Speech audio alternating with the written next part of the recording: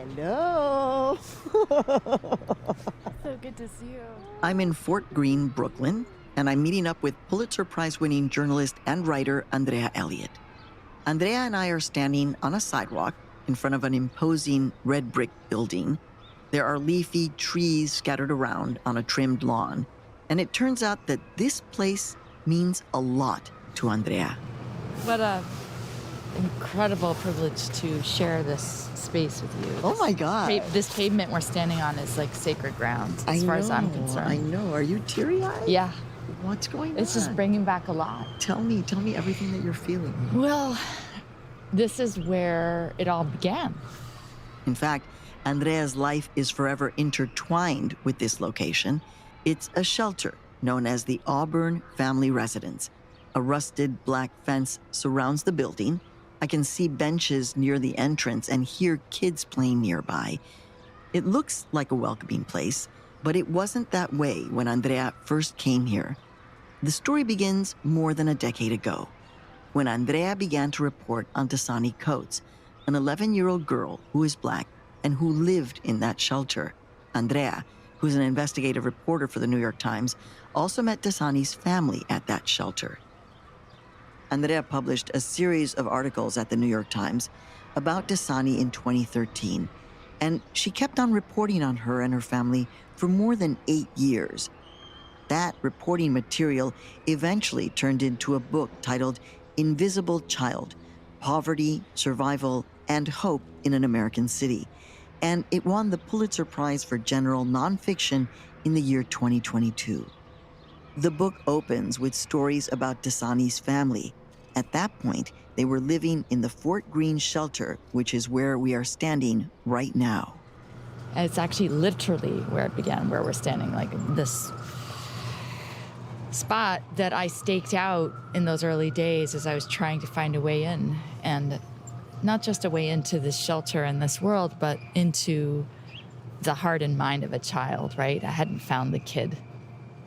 And I just was like pacing back and forth, talking to whomever was willing to talk back, because a lot of people just didn't want to talk to me.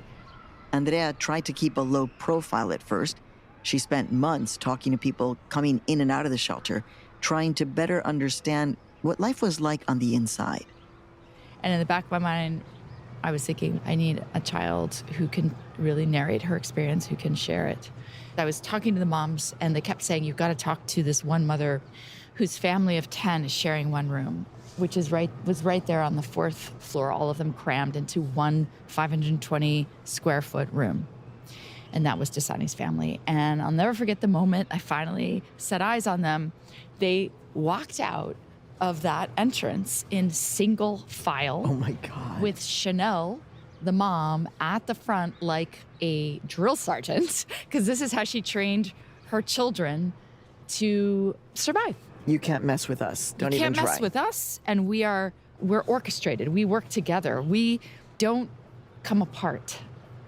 And she just gave me this, like, who the hell are you sort of like look, like dead in the eye kind of stare, which she later explained to me was her practice power move, but like she's hilarious. And we started talking, and like for every 10 words that she said, this squeaky little voice intervened, and it was the voice of her daughter, Dasani, who just wanted to keep butting in. And everything that came out of the kid's mouth, I was practically crying from just gratitude. It was like, she was hilarious, so smart, so wise for an 11-year-old, so self-aware, just and eager to share. It was like my dream come true. There was a certain type of life force that swirled around this family, and especially Dasani, who was named after the bottled water.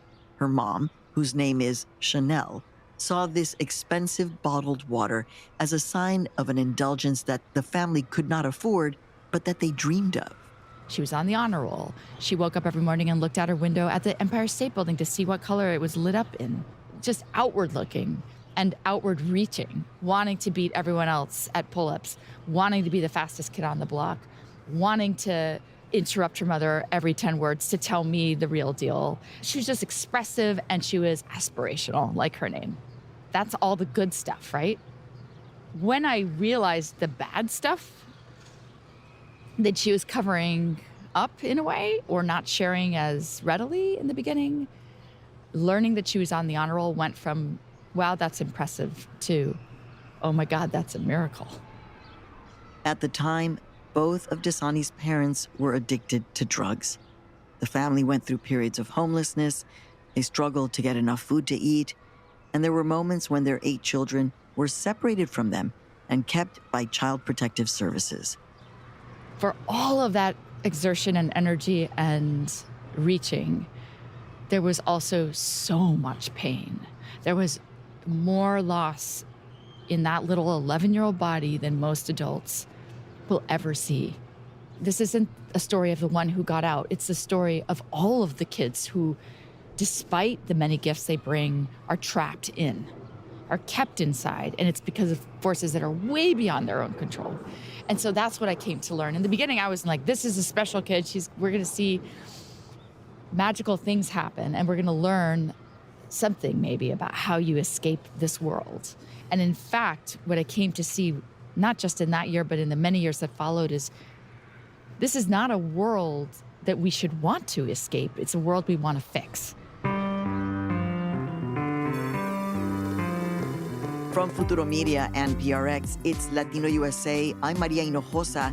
Today, a conversation with journalist Andrea Elliott on documenting life on the margins of power and on the role of journalists of conscience.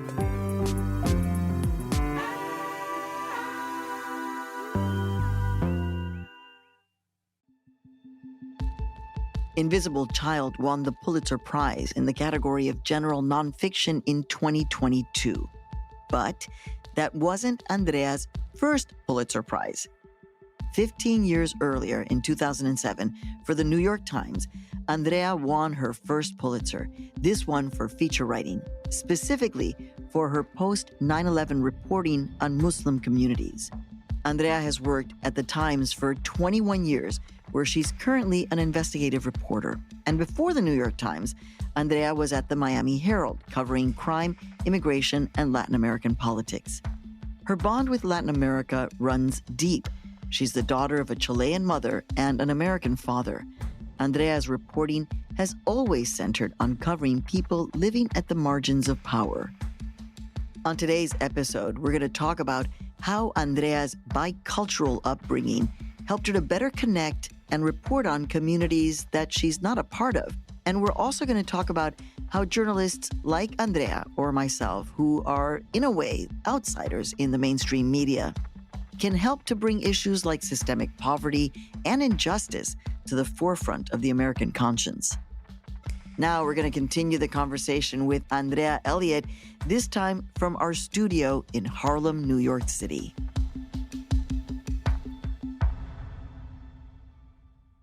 When I say, Andrea, tell us about your arrival story, I mean, you were born in this country, right? But it's your family's arrival story.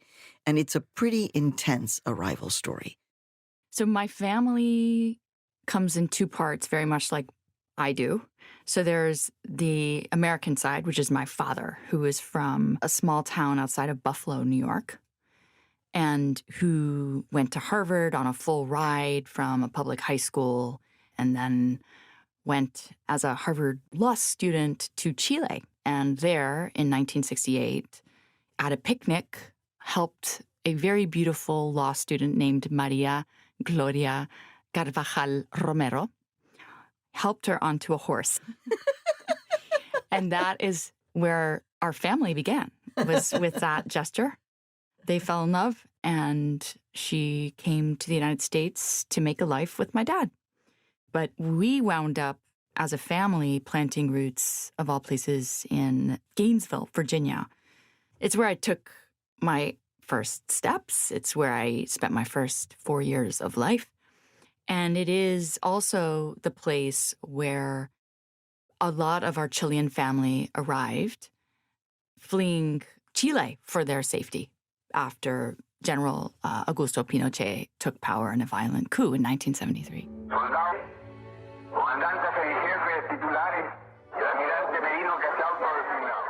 In fact, on a date that is auspicious, right? That happens on September 11th, 1973. That's right. So you're this little girl, you're growing up on this farm in Virginia, Washington, D.C., the capital is very close by. You understand that you're American through and through, but also there's all this Spanish being spoken. I'm not sure I understand anything other than the weird little like bubble that I was growing up in, which was this mishmash of things.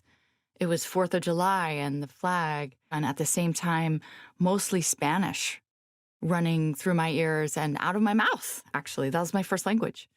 Actually, one of my first favorite words was rico, que rico. And I kept hearing about this place called Chile. I was just surrounded by this constant longing for this place called Chile, which I didn't know anything about because we couldn't go there. And so I had to imagine it. And so I remember imagining it very much as a globe, as this kind of spheric thing filled with little things that were rico, like cakes, and beautiful things like little birds that were chirping. Literally, this is the image that comes to mind. And I think that was a weird thing to witness as a young child, was a bunch of grown-ups crying over something that I couldn't see.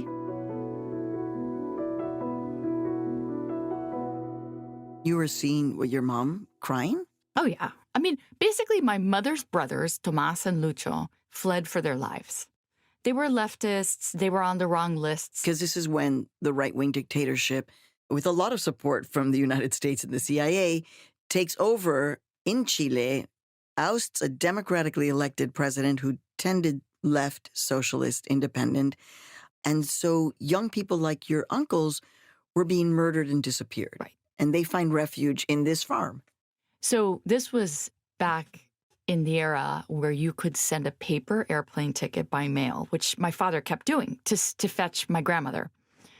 And then we'd go to the airport to pick my grandmother up, and off the plane would come another uncle. Literally, like you could just take the plane ticket and board it as someone else. And that was then. And so we had a kind of constant stream of people coming to seek refuge. So let me ask you this. How did you feel? What did you identify with? Because I wasn't born here. So I definitely knew that while I was close to Americana, I was not American. But how did you see yourself then? I wish I could say I was fully aware of it and had profound thoughts as a child to offer about this. But I actually think the way that most kids relate to an experience is not to see it as different so much as to just see it as the thing that they're in, and you just adapt. And so if I look back on that period, specifically like sort of the time when I started going to first grade, which is really when the issues or the questions around identity would first arise, those were just really exciting moments in which I tried to pass for whatever was around me. And so what I do remember is sometimes feeling like we were different or weird or not like everyone else. And I think that always made me aware of difference from a very early age. I never felt like I was fully one thing.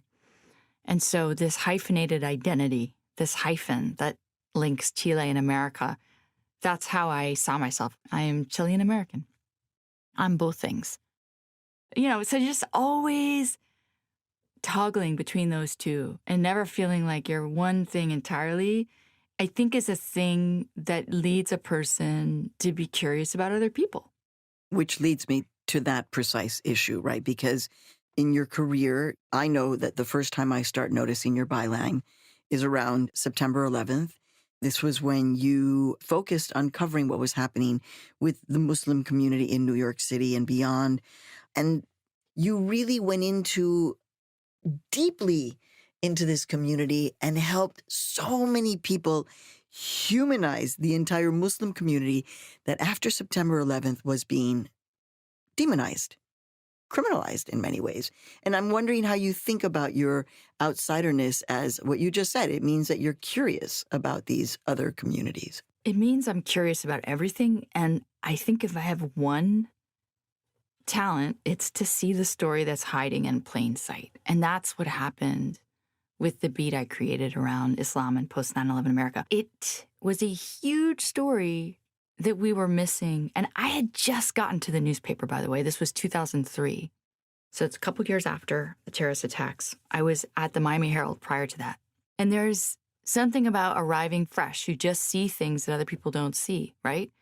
And I mean, this was ground zero, literally, right? So the paper had been focused on two stories. The story of the victims, obviously, and the story of the perpetrators. And those were the major stories to be covering.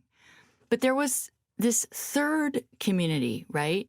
That was basically kind of this weird hybrid of the other two, right? They were seen as the perpetrators, and yet they were really victims because they belonged to the 99% of Islam that does not actually carry out violence.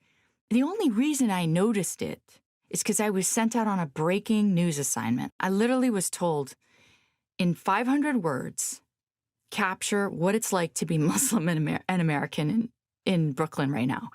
It's going to be a sidebar to a big news story that's running the next day. And I actually went to Midwood, Brooklyn, and within 5 hours, I had in my hands a beat that would consume me for the next 7 years.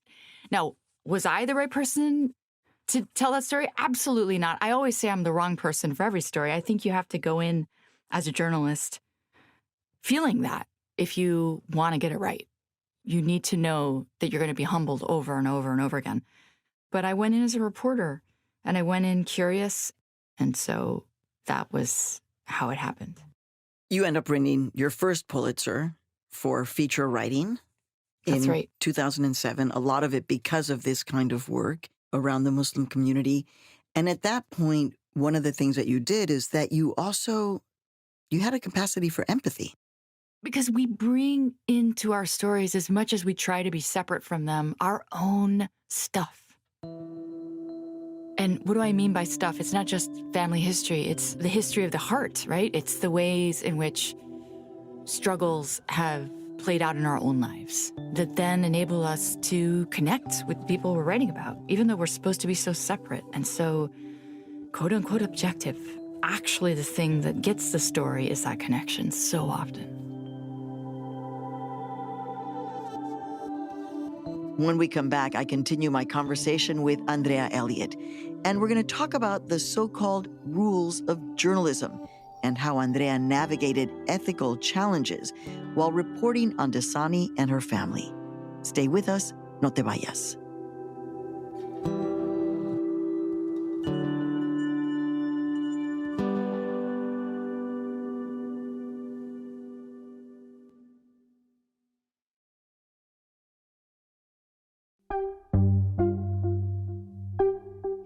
Hey, we're back. And when we left off, we learned about how Andrea Elliott's upbringing as a Chilean-American helped her to better report on communities that she wasn't always a part of. Let's get back to my conversation with journalist Andrea Elliott about her Pulitzer Prize-winning book, Invisible Child. You were able to find your way into being recognized as a great journalist and writer at the New York Times, not an easy feat. So you tell the New York Times, you boss woman, say we need to cover childhood poverty, homelessness, homeless families, something is happening in our city. Yeah, well, this has its roots in a very personal place, which is both the place of motherhood, and that's a figurative place, and then the literal place. So I was on maternity leave with my second baby, and having been in the postpartum territory, it's not easy. And I also, though, was thinking, God, what do I want to do next? I have this pause, this incredible moment of respite. And I pulled off of my shelf this book that was like covered in dust, because we don't do the best job at home with dust, from high school. But that was this like eternal classic by Alex Kotlowitz called There Are No Children Here, which is beautiful work of narrative nonfiction about these two brothers growing up in the projects in Chicago. Hadn't looked at it since high school, and I start reading it again. And that's when a light went on, and it was just a new idea. It was like, well, how much has changed? It was literally just a question. It was just a question. And the first answer I got to that question led to a whole new set of questions because it was shocking. And that was nothing's changed, almost nothing. Sure, the safety net's gotten a little better, but basically 20 years after this book came out, we had the same child poverty rate in America, 1 in 5. It's like one of the biggest child poverty rates in the world, by far the worst among superpowers. So why? And then that just led me down the path of wanting to write about child poverty, and I've made a pitch to do it and was very lucky to have the editors that I have who we were very aligned. So, Andrea, one of the things about your work with Invisible Child is that you make it clear that, yes, this is a story about one child, one family, but frankly, you make this into a story about our country. This is a story about systemic issues of poverty and deep racism in one of the world's most advanced, capitalist, industrialized, and wealthiest cities. Can you talk a little bit about this decision to say, look, it's not about just this shelter in Brooklyn. This is about centuries of history in our country. So what did you set out to do? What I can tell you about the process itself was sheer terror. It was maybe a year or two into reporting out the book to try to do right by all of the signposts that I had encountered as a reporter while reporting the original series, that I started to see, oh my God, this is a story about everything. That's how it felt. It's a story about everything in America. What was most important to me was, I think, to allow the book to follow the same process that I had experienced as a person in Dasani's presence. I went in thinking it was one particular story, it was one thing, this thing called homelessness, which is a label. It's a label that we give to a problem. And I then proceeded to see that each label was a signpost leading to another label, which then led to another label, and they were interconnected. You couldn't understand homelessness without looking at poverty, and you couldn't understand poverty without looking at race, and you couldn't look at race without looking at centuries of trauma, essentially. And all of these things ran through this family. So you first published a series of articles about Dasani in the New York Times in 2013. And, well, because it's the New York Times, right, Dasani gets this extraordinary attention, right? I mean, she's at the mayor's inauguration with Bill de Blasio. People start sending her money. She starts getting offers. And for you, Andrea, this presents like this critical and strange challenge as a journalist.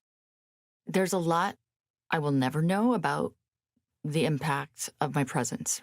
What I can say with all certainty is that in the aftermath of the series running, Dasani's life momentarily changed. She went from invisible child to most visible child in the city. So true. And that stayed that way for, I would say, a few weeks. And then all the attention waned. And money came in to legal aid. Legal aid set up a trust for the family. The family chose mostly not to take that money, but to put it away for college. They were trying to be disciplined. They wanted all the same things that other parents want.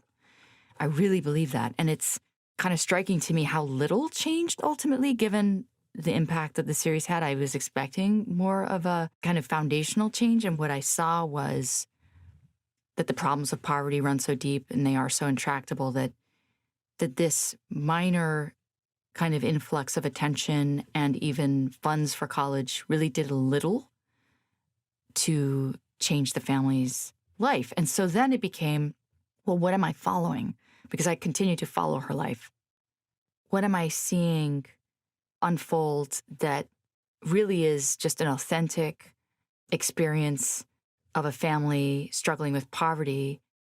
But the core thing was, and this is, again, why did Dasani become the central character of your work, is because Dasani is a deep individual. Yes, she complex, and she is not actually going to let herself get pushed around. And the thing that you write about, right, was that she was like, I'm not going to change who I am to be here in this place of so much privilege. And that's a pretty extraordinary story for a child, a young woman who is said to be a victim, to not have voice, to, et cetera. No, she's actually... She never saw herself as a victim. She always had a voice. And that's why I always have a problem with the idea of giving a voice to the voiceless. I mean, the voicelessness is in our own context, right? It's that we haven't allowed for those voices to be heard. Those voices are heard by others. She was not invisible. This title comes from Dasani. It came from her own observation about how she wasn't seen.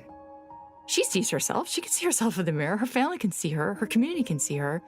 But this broader world that's totally out of her reach, where these extremes coexist as well of wealth and poverty, in that world she wasn't seen. And so she was seeing her invisibility.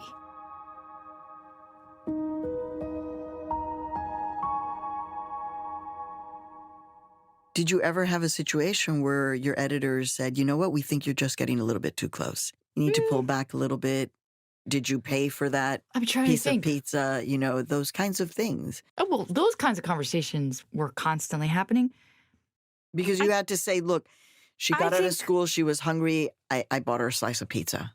Let's talk about the rules of journalism and how misaligned they are with the reality of vulnerable people when you're actually writing about folks on the margins, right? So the rules are important. They keep our work sacrosanct, hopefully, or at least integrity-filled. They're worth defending. And those rules include things like we can take a source out to lunch, but we're going to pay. We're not going to allow the source to treat us. Okay, fine. I know the places where City Hall reporters take their sources. What was to stop me from taking Chanel to the same place, which I did. And at the time, it's probably way more now, she balked at the fact that a hamburger was $16. She said, do you know what I could do with $16? I said, but I want you to experience, because I'm allowed, under our rules with this credit card that says New York Times on it, to take you to lunch. You are my source. So let's meet here and have lunch. Usually we would go to places like McDonald's. This was kind of a one-off, but I always think back to that moment because of the way she challenged me. But if you just gave me this $16, but I can't. And what about that? And how weird is that rule? Because what if the transaction for the person is the food itself? Then how does that rule work? The rule is no cash can exchange hands. We don't pay people for stores, obviously, and for a very good reason. But then it becomes much more complicated when you look at the norms of the newsroom, at the kind of structure of rules that assume that the source and the reporter belong to the same class. Correct. Right? I think a lot of the conversations early on, which were so important, were about whether or not to step in, whether or not to intervene. It wasn't about money because our rules were clear, but it was, what if you see something that merits actually getting in the middle of things because otherwise you are accepting suffering as a reporter, which is just unacceptable, right? A child can't suffer in front of you without you wanting to do something about it or even morally being obligated to do something about it. And so that became this constant struggle that we were wrestling with in the newsroom. Very specifically, it centered around Dasani's tendency to get into really brutal, violent fights after school. And the photographer, Ruth Fremson, who's a war photographer, and I would break these fights up because we are the responsible adults, right? We're hanging out with Dasani. We don't want to see this kid we care about get beaten up or beat up anyone else. What are we supposed to do? Just watch kids tear apart each other? No. So I talked to Chanel. I was like, we've had a meeting at the newsroom. We feel really uncomfortable watching Dasani get into fights, but we do feel that it's important to capture the reality. If she gets into another fight in front of me, do I have your permission to simply observe what happens? And she was like, absolutely. Like, why are you breaking up the fights? This is part of our culture. Who are you to be judging our culture? And, there are people, by the way, within Chanel's culture who would also argue with her and say, that's not our culture. So there's lots of perspectives. But I was there to tell this family story. And so we agreed the next time we would not intervene. And it was probably the worst moment of my life as a reporter because I watched Dasani get beaten up.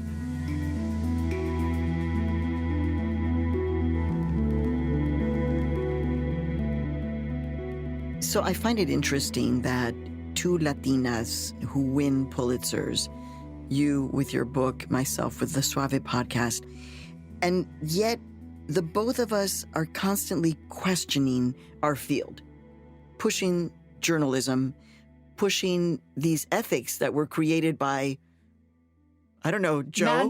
Mad Men era newsroom norms. And I wonder if what you think about that, the fact that the both of us, right, we kind of are these outsiders who are deeply on the inside, and yet the both of us are saying, but the humanity of this, but there's a system here that is so much bigger than us, and so what is our responsibility? I love that you frame it like the two of us as Latinas. I think it's a broader family of reporters of different backgrounds, including people like Casey Parks at the Washington Post. Or Alex Kotlowitz. In other words, right. It's journalists of conscience.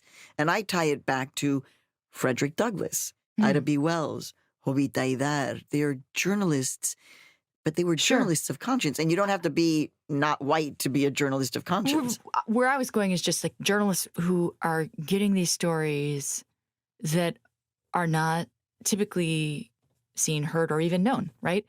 And that requires engaging with parts of America that don't follow the same rules as these organizations that we represent. And so that then naturally brings to the surface this kind of reckoning, right? Like, what are the rules? What should they be? There is no guidebook, really, for this kind of reporting on the vulnerable. And so what do we do? And I think one thing we do is we square with the reader. So that's where the integrity, I think, gets protected of the work is if I've crossed a line, I'm going to say that I did, and here's how and why. And just so you know, these were the rules, and these were the times where maybe the rules ended up getting forgotten. So, Andrea, we try to be as transparent as we possibly can, try to be as honest as we possibly can. And yet our profession, the profession of journalism, we're being attacked left and right. And we continue to lose people in our profession. For example, in 2023, it's being called the Great American Layoff of Journalists, which, it included Futuro Media, which broke my heart. But many of the journalists laid off across the country were Latinos and Latinas, many of them who report specifically about these communities that are vulnerable. So how are you, Andrea, kind of processing this moment of understanding our profession in this precise historical moment? What I always come back to is regardless of the business model, regardless of the fluctuations of the market, regardless of the way that people are getting their news and how that shakes up newsrooms and budgets, the hunger and need for human story is permanent. It is so central to our existence as people. And I have to believe that because that's a fact, that stories are as important as the air we breathe, that journalism will find its way. I have to believe that. Otherwise, we're basically in end times. And then what does that look like? You have to have that hope. And the hope isn't even in, we're going to figure it out. No, it's that we need stories. We survive on other people's stories. We are carried forward by the examples of others.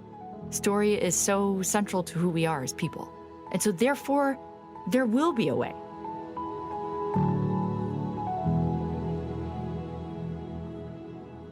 Andrea Elliott, thank you so much for all of your work. Thank you for being a great colleague and a great journalist, great writer. Maria Hinojosa, you are my longtime hero, and I couldn't be happier to be on this show with you. So thank you for having me.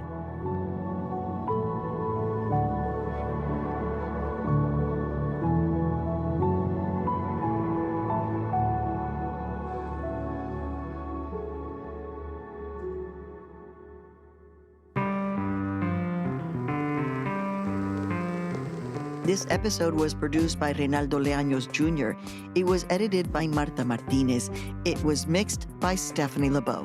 The Latino USA team includes Victoria Estrada, Andrea Lopez Cruzado, Glorimar Marquez, Mike Sargent, Noor Saudi, and Nancy Trujillo. Benilei Ramirez is our co-executive producer. Our senior engineer is Julia Caruso.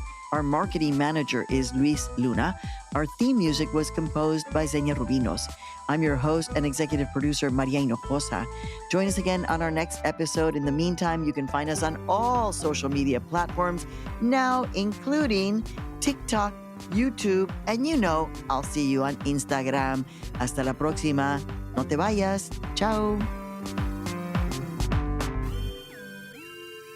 Latino USA is made possible in part by W.K. Kellogg Foundation, a partner with communities where children come first. New York Women's Foundation. The New York Women's Foundation, funding women leaders that build solutions in their communities and celebrating 30 years of radical generosity. And funding for Latino USA's coverage of a culture of health is made possible in part by a grant from the Robert Wood Johnson Foundation. Exactly. It was like, wait, what is the subway doing right underneath my apartment? All right. Well, we made it. We survived the second New York City earthquake in the 21st century.